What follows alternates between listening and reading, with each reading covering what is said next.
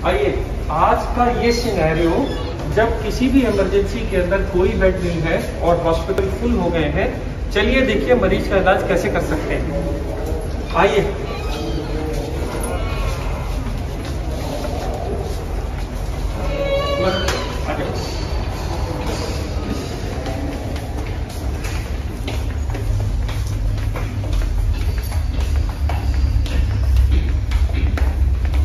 आप ऐसे लेटिए।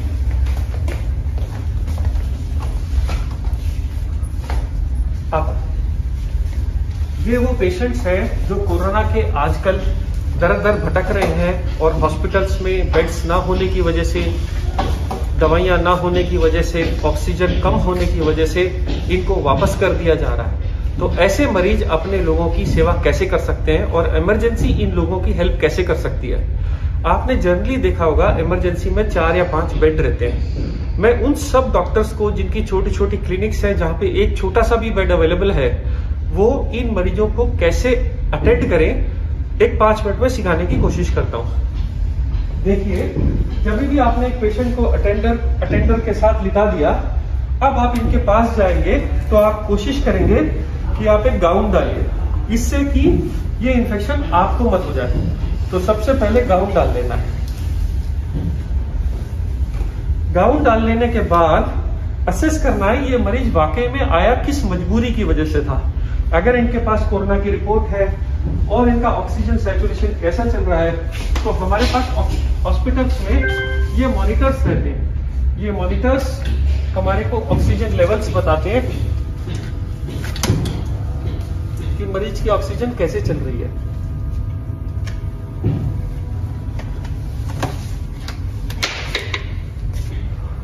ये पल्स ऑक्सीमीटर प्रोब है जो आपको हॉस्पिटल में मिलता है। अगर आप देखिए, ये ग्राफ बनने के बाद एक वैल्यू आती है यहाँ पे, ये 100% ऑक्सीजन के साथ आया है। तो आपको ऐसी फैमिलीज को जो डर के मारे हॉस्पिटल आ रहे हैं, जिनकी ऑक्सीजन 90 से ऊपर है, उनको बताना है कि आप पहली बात खतरे में नहीं है और आप ऐसे मरीजों का घर पे आराम से इलाज कर सकते हैं जिनका भी ऑक्सीजन 90 से ज्यादा है। इन लोगों को ज्यादातर एक तो डर और एक खाना ना खाना, वोमिटिंग होना, डायरिया, मोशंस होना और सांस फूलने की तकलीफ होती है, खांसी की। तो सबसे पहले आप इन पेशेंट्स के अटेंडर को समझाना है कि आप मार्केट में मिलने वाले रेगुलर माउथ वॉशेस या घर में गर्म पानी के साथ नमक के साथ गरारे करिए। इसके बाद ये लोग क्योंकि कुछ भी नहीं खाते हैं, इसलिए आपको घर का बना हुआ नींबू पानी, शिकंजवी जिसमें विटामिन सी बहुत अच्छा होता है, या मार्केट में बने बनाए ORS आते हैं जो आप पिला सकते हैं। कोशिश करिए मरीज को 2-2 घंटे पे कुछ ना कुछ देते रहिए।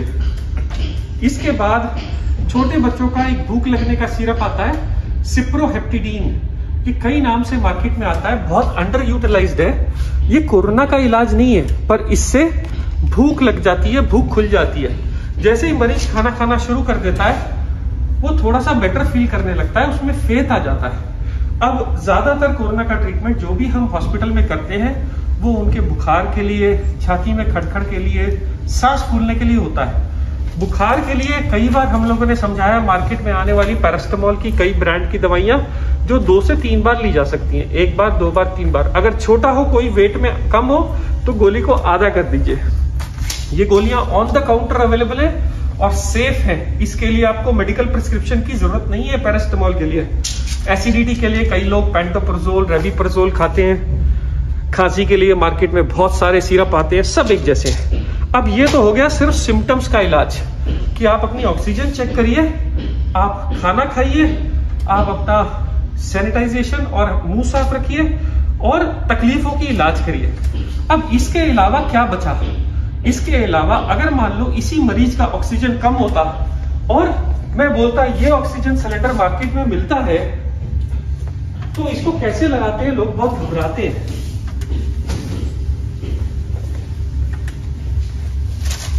अगर आप देखिए मार्केट में ऐसे ऑक्सीजन के मास्क आते हैं, ये मास्क मार्केट में आराम से मिल जाता है। ये मास्क में एक एंड एक पाइप रहता है और दूसरा एंड दूसरा पाइप रहता है। एक पाइप इस मास्क के साथ जुड़ जाता है, लो जुड़ गया। ये वाला पाइप आप ऑक्सीजन सिलेंडर के इस वाले एरिया में लगा सकते हैं। इसके बाद एक नॉब आती है और ये ऑक्सीजन कितने लीटर पे चलानी है ये सबके साथ ये बनाया आता है। जब भी आप लेते हैं तो आप ऑक्सीजन को पहले 2 या 3 लीटर पे खोलिए। इसके बाद आप देखिए इसमें हवा आ रही है कि नहीं। पेशेंट्स को आराम से लिटा के ये ऑक्सीजन मास्क आप कंफर्ट करके लगा दीजिए और ये ऑक्सीजन देखते रहिए।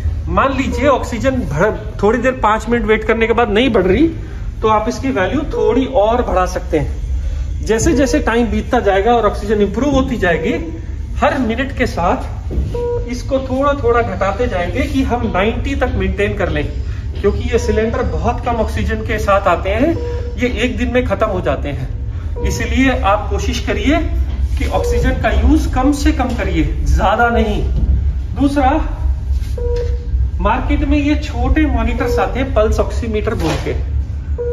ये पल्स ऑक्सीमीटर सिर्फ एक बटन के साथ ऑन हो जाता है और ये एग्जैक्ट सेम रीडिंग देता है जो रीडिंग बड़ा मॉनिटर हॉस्पिटल में देता है। आप देखिए ये भी 100% बता रहा है ऑक्सीजन, और ये वाला पल्स ऑक्सीमीटर भी इस पेशेंट की ऑक्सीजन जब मापता है तो वो भी इसको 100 ही बताएगा। पर ये बताने में जब तक ये ट्रायंगल आते हैं फिर ये वैल्यू आनी शुरू होती है। देखिए, तो ये छोटे पल्स ऑक्सीमीटर, बड़े पल्स ऑक्सीमीटर ऑलमोस्ट सेम तरह की इंफॉर्मेशन देते हैं। लोगों का सवाल ये है कि मार्केट में या तो ऑक्सीजन मिल नहीं रही और मिल रही है तो कम है, तो हम क्या करें। तो आप के पास क्योंकि ये ऑप्शन नहीं है या जिस टाइम पे ये ऑप्शन नहीं मिल रहा है, आप मरीज को समझाना पड़ेगा कि आप औंधे मुंह होके लेटिए। 1 तकिया, 2 तकिया, 3 तकिया, इस तरफ तकिया आपकी मर्जी है।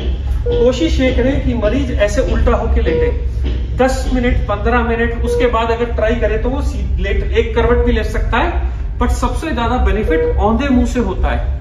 क्या ये साइंस है? 100% ये साइंस है। पुराने जमाने में जब लंग्स की डिसीज हो जाती थी और लंग्स बहुत बैडली खराब हो जाते थे तो भी ये वेंटिलेटर के ऊपर भी पेशेंट को उल्टा करा जाता था। उसका कारण क्या है? जो ये बैक साइड ऑफ लंग्स के अंदर जो एयर स्पेसेस है उसको कोरोना अफेक्ट नहीं करता, इसलिए पेशेंट को उल्टा करने से वो रिजर्व स्पेसेस खुल जाती है। उन रिजर्व स्पेसेस के साथ आदमी आराम से नई ऑक्सीजन बना सकता है, और जब तक ऑक्सीजन नॉर्मल लंग बनाने नहीं लगता जब तक के लिए आपको सपोर्ट करता है। इस वक्त मरीज को कहना है कि ये पल्स ऑक्सीमीटर लगा के रखे और अब आप ऑक्सीजन चेक करिए। जब आप ऑक्सीजन चेक करेंगे और पेशेंट की ऑक्सीजन कम आ रही होगी, देखिए 97, अब आप डीप ब्रीदिंग करिए साहब। हाँ, आपके सामने ये ऑक्सीजन थोड़ी थोड़ी फ्लक्चुएट करती है, आप ब्रीदिंग करते जाइए सर, जितनी आपको एफर्ट होता है आप ब्रीदिंग करिए।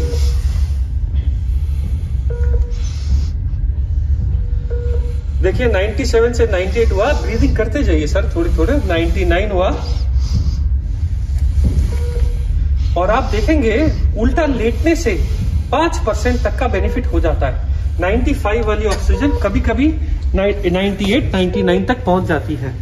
सिर्फ बगैर ऑक्सीजन के एक दिन में आधे से 2 घंटा उल्टा लेटने से बहुत फर्क पड़ जाता है। पर लोग पूछेंगे क्या ये इनफ है, क्या इसके अलावा और कोई ट्रीटमेंट है? जी हाँ है। बहुत सारी मार्केट में आज की तारीख में रेमडेसिविर इंजेक्शन के बारे में चल रहा है, ब्लैक भी हो रही है, शॉर्टेज भी हो गई है। पर आज तक के साइंस के किसी भी स्टडी के अंदर रेमडेसिविर से जान बचते नहीं देखा गया। फिर ये क्यों बिक रही है और क्यों दी जा रही है और क्यों अप्रूव हुई है FDA के थ्रू? क्योंकि हमारे पास स्टार्टिंग में इसके अलावा ज्यादा कोई दवाई नहीं थी। अगर आप डाटा में जाइए तो सच्चाई ये है कि दुनिया में आज तक सिर्फ 2 दवाइयां बनी हैं जो कोरोना में लोगों की जान बचाती हैं, जिसमें सबसे पहली दवाई का नाम है स्टेरॉइड का इंजेक्शन। ये स्टेरॉइड का इंजेक्शन जिसकी स्टडी यूके में हुई थी, इसको कहते हैं डेक्सामीथासोन। ये ना तो ब्लैक हुआ, ना लोग इसके पीछे भागे। क्यों नहीं भागे? क्योंकि अगर आप इसकी एमआरपी देखिए, ये 10 रुपए है। डेक्सामीथासोन के ऊपर यूके ने स्टडी निकाली है और पूरे वर्ल्ड में ये स्टेरॉइड दिया जाता है। ये इंजेक्शन रेमडेसिविर से ज्यादा जान बचा रहा है, और ये मैं ऑन रिकॉर्ड बोल रहा हूं। रेमडेसिविर से ज्यादा इफेक्टिव ये इंजेक्शन है, पर ये सब मेडिकल गाइडेंस के अंडर ही दिया जाता है। इसलिए रेमडेसिविर के पीछे भागना छोड़िए। जो अवेलेबल है, जिससे हम अपने लोगों की जान बचा सकते हैं, जो हमारे पास इंडिया में सस्ता अवेलेबल है, आप उसके साथ जाइए। तो बाकी दवाइयों का क्या हुआ? बाकी दवाइयां जो हाइड्रोक्सीक्लोरोक्विन, जो आइवरमेक्टिन बोल के दवाइयां आई थी, वो सारी दवाइयां फेल हो गई ट्रायल्स के अंदर, और उनको अब कोई यूज नहीं कर रहा है। इसके अलावा 100 में 17 लोगों को सीरियस कोविड इंफेक्शन में क्लॉट्स बनने का खतरा रहता है। इसलिए उनको ब्लड थिनर का इंजेक्शन, एक क्लेक्सेन, या जो लोग घर चले जाते हैं, डॉक्टर्स उनको ब्लड थिनर की टैबलेट दे देते हैं। ये ब्लड थिनर की टैबलेट्स 20 से 21 दिन तक दी जाती हैं, और ये दवाइयां भी अंडर मेडिकल प्रिस्क्रिप्शन ही दी जाती हैं। जो लोग की ऑक्सीजन 93 से कम है, वही लोगों को इतने सब दवाइयों की जरूरत है। जो लोग नॉर्मल है, वो लोग नॉर्मल खाना या सिम्टोमेटिक ट्रीटमेंट से ही ठीक हो जा रहे हैं। स्टेरॉइड की जरूरत सिर्फ सेकेंड वीक में पड़ रही है। एक और चीज याद रखिए कि कोरोना की उम्र सिर्फ 14 दिन ही है। अगर आप 14 दिन जी गए तो आप कोरोना से जीत गए। अमूमन आदमी की उम्र 50-60 साल होती है। कोई रीजन नहीं है कि हम कोरोना से हार जाएं। अगर हम हाथ जोड़ लें, एक दूसरे की मदद करें, चीजें ब्लैक ना होने दें, और जो अवेलेबल संसाधन है आज हमारे पास, उसको यूज करें, तो हम सब ज्यादा से ज्यादा लोगों की जान बचा पाएंगे। मैं संजीव कुमार, सनशाइन हॉस्पिटल हैदराबाद से बोल रहा हूं।